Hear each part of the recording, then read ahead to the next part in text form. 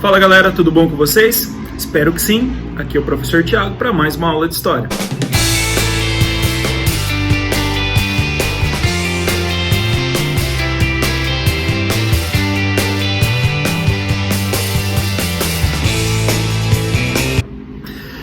Galera, não esqueçam, se você estiver acompanhando aí pelo YouTube, se inscreve no canal, compartilha, curte, ativa aí as suas notificações, aperta o sininho, tá? Vamos dar início então à nossa aula sobre Roma Antiga, parte 2.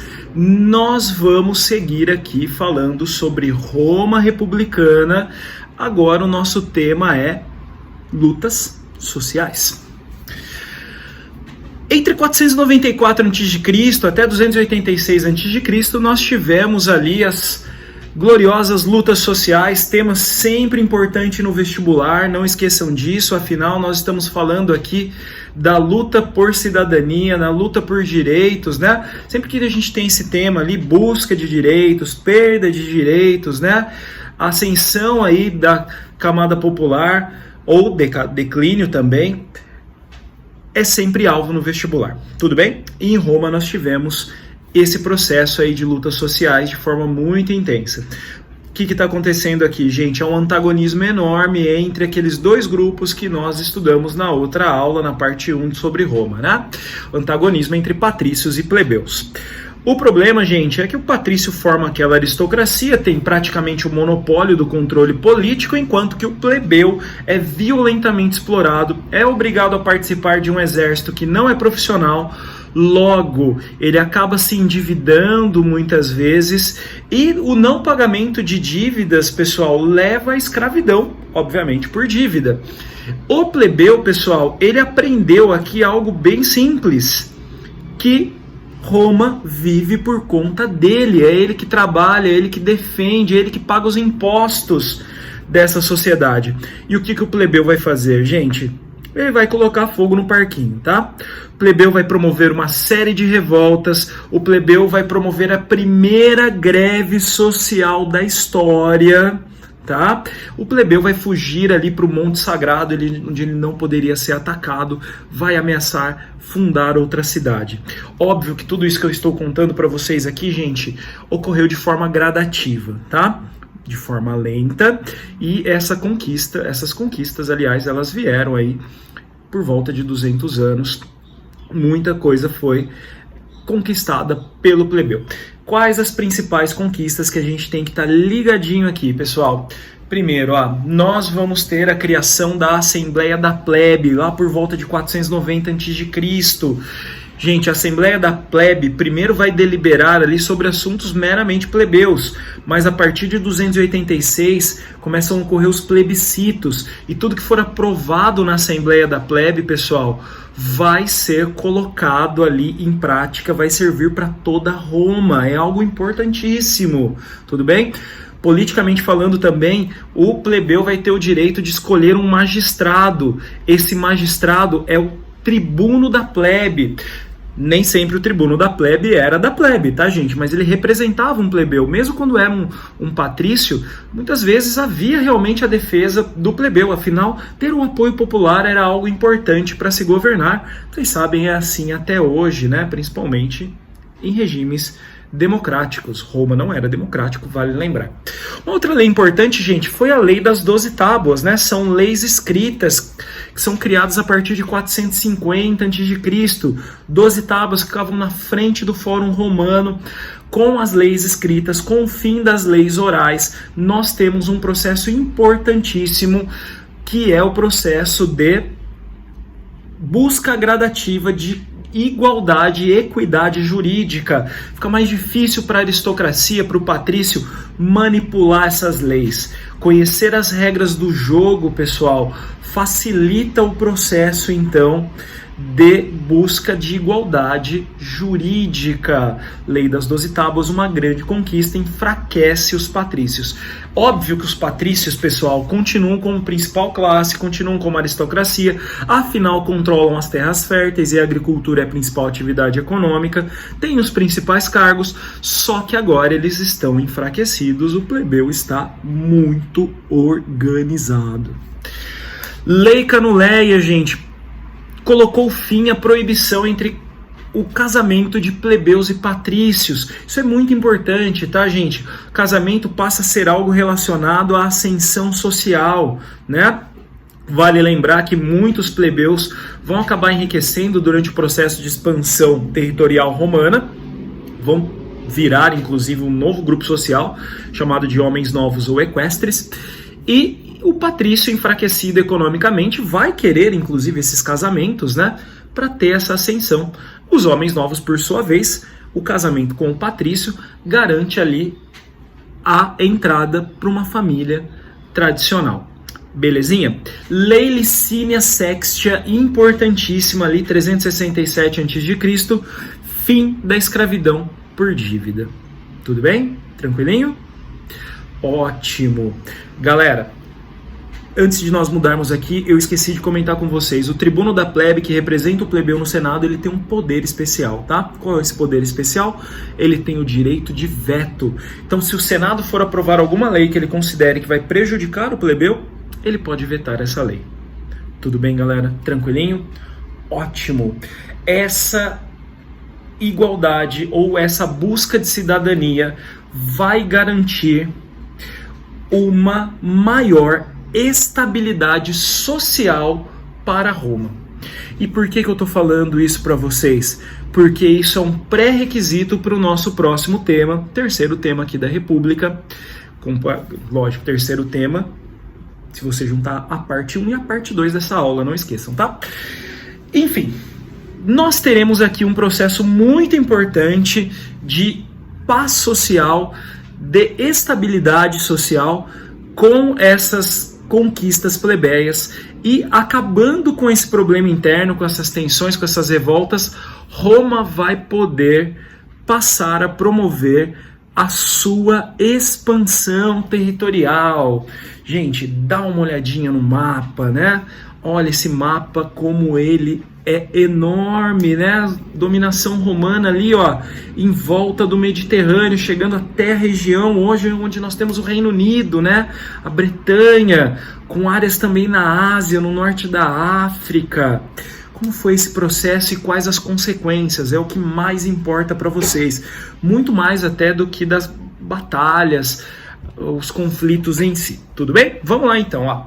Roma, gente, vai criar um exército extremamente profissionalizado, né? Principalmente com o general Sila, que depois será cônsul. Nós teremos uma profissionalização. Isso significa que esse soldado ele vai receber salário, ele vai receber o tal do soldo, né? Da remuneração. Roma, gente, cria uma força militar onde existe uma carreira. Então, o legionário romano, ele fica 25 anos no exército, recebendo ali o salário, e no final ele ainda recebe terras, sem contar que muitas vezes ele recebe ali pelas conquistas que ele realiza junto com os seus generais. Há um desenvolvimento cultural, científico muito importante aqui. A gente destaca as grandes obras que os romanos vão promover, né? Principalmente as estradas. As estradas romanas eram notáveis, cortavam aí a sociedade, né? Nós tínhamos ali nós temos aqueles ditados famosos, né? Quem tem boca vai a Roma, todos os caminhos levam a Roma. Você está vendo aqui, inclusive, um mapa, né? Um mapa com as principais estradas dessa época. A mais famosa é a Via Ápia, que cortava de norte a sul ali a Península Itálica. Vale lembrar, gente, que é um processo lento de conquista que vai da República aqui até a fase imperial, tudo bem? Não esqueçam, nós estamos falando da parte republicana ainda.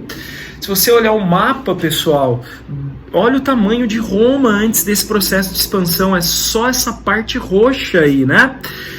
A primeira fase de conquistas, pessoal, vai se dar ali através da Península Itálica, né? Os povos vizinhos vão sendo anexados. Quando os romanos chegam ao extremo sul da Península Itálica, eles vão ter contato ali com os cartagineses que dominavam o Mediterrâneo. A guerra entre romanos e cartagineses, pessoal, muito famosa, ficou conhecida como Guerras Púnicas. Roma contra Cartago, tá? Olha ali onde está Cartago, gente, ó.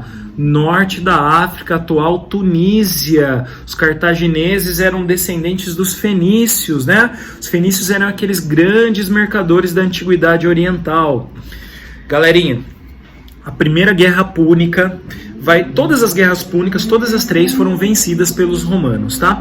Mas a primeira guerra púnica, pessoal, Roma estabelece ali um poderio militar, terrestre e naval gigantesco, tudo bem? Anexam ali as ilhas da Córcega, da Sicília e da Sardenha, que você está vendo aqui no mapa, e passa a ser considerado uma grande potência aqui da antiguidade. Segunda Guerra Púnica, gente, é aquela épica, né? Onde nós tivemos um grande general cartaginense chamado Aníbal Barca. O Aníbal Barca invadiu a civilização romana, perdão, não o império, que não é império ainda. Promoveu ali a destruição de várias cidades romanas, venceu ali 2 legiões, né, aproximadamente 70 mil soldados romanos na Batalha de Canas, mas não venceu os romanos, não dominou a cidade de Roma. Aníbal acabou derrotado, né, por um general romano chamado Cipião Africano. Essa segunda vitória garantiu aos romanos o domínio ali do nordeste da África, da Península Ibérica e também do sul ali de onde hoje nós temos a França.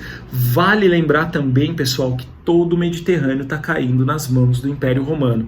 E sempre que a gente olha para o mapa aí de expansão do Império Romano, você tem de destaque ali sempre o Mar Mediterrâneo como praticamente o centro desse império, né? Você vê que o império ele cresce em volta do Mediterrâneo, tudo bem?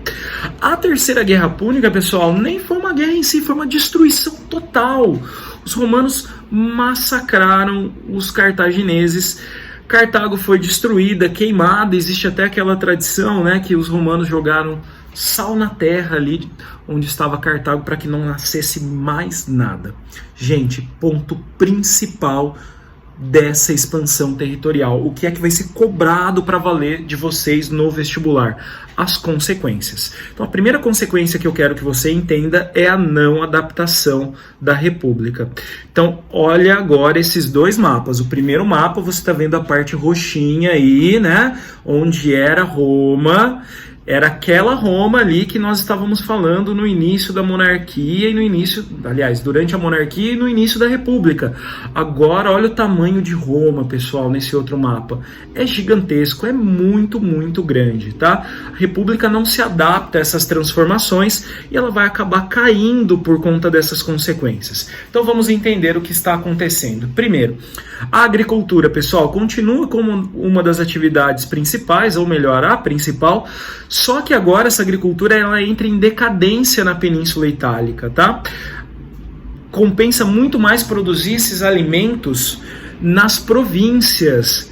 A gente tem que lembrar aqui também, gente, que não é só Cartago que cai na mão dos romanos. Nesse mesmo contexto, Roma vai estendendo a sua dominação sobre regiões da Macedônia, que correspondiam também à Grécia, à Palestina, à Pérsia, à região do Egito, tá? Tudo isso aí vai ser romano.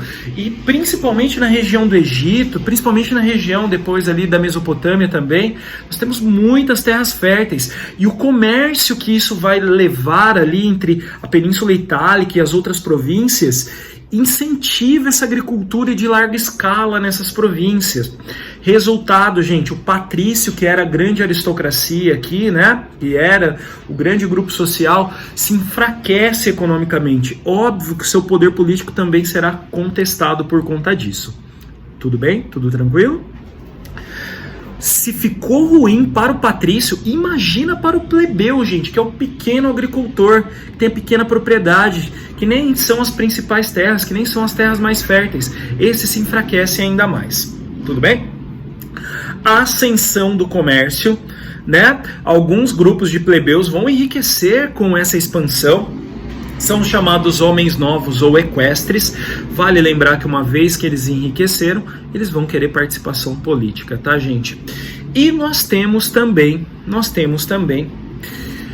uma sociedade agora escravista em Roma. A quantidade de escravos explodiu em Roma, né? O escravo romano era até chamado de instrumento que fala, tamanha quantidade que nós tínhamos de escravos por conta das conquistas. Esse grande número de cativos, gente, leva à criação de uma sociedade que depende agora dessa mão de obra para produzir em larga escala, para incentivar o comércio, para aumentar a arrecadação do próprio Estado. E vai, ao mesmo tempo, marginalizar a plebe. Olha só que situação, hein, gente? O plebeu que conseguiu todos aqueles direitos que a gente acabou de analisar, agora vai sendo jogado aí numa condição de marginalização. Tudo bem? O que vai acontecer? Óbvio que o plebeu vai se revoltar, vai promover ali uma série de ações, né? Para conseguir direitos, para conseguir ali o mínimo para sobrevivência. E vai nascer aqui, já no fim da República, uma política que ganhou muita força com o governo do Caio Otávio Augusto, que é a política do pão e circo. A política do pão e circo, gente, ela é muito importante porque ela valoriza 3 coisinhas básicas, né? Você tem o entretenimento, o assistencialismo e a valorização da guerra, que era importantíssima para os romanos, né? Uma vez que você precisa conquistar para obter recursos, para obter escravos. Agora, o assistencialismo e o entretenimento, pessoal, ele vai se dar naquelas arenas. Com certeza vocês já ouviram falar ali dos gladiadores, do Coliseu, né? Ou já assistiu o filme do Gladiador. Enfim, a questão é, gente, que esses espetáculos aí de gladiadores que eram escravos passam a ser muito comuns, né? Esses sacrifícios nessas arenas também. Isso serve para entreter a população. Você vai distribuir alimento também durante esse processo, né? Tudo isso serve para quê, gente? Para garantir um controle social. Tudo bem? Tudo tranquilo? Generais, pessoal, saem muito fortalecidos desse processo, tá? Os generais passam a querer cada vez mais participação política também por conta disso. E vale lembrar que aquela cultura helenística, que era a fusão da cultura grega com a cultura do Oriente, né, difundida ali pelo Alexandre Magno, né, durante seu processo de expansão ali no século IV a.C., ela vai chegar a Roma, porque Roma dominou regiões da Macedônia, dominou a região da Grécia. Tudo bem? Essas consequências serão fatais, elas vão destruir o Império Romano. Tudo bem, galerinha? Tá aí, parte 2, então, sobre Roma. Espero que vocês tenham gostado. Qualquer dúvida é só me procurar. Até a próxima. Não deixem de assistir o 3º vídeo sobre Roma. Tchau para vocês.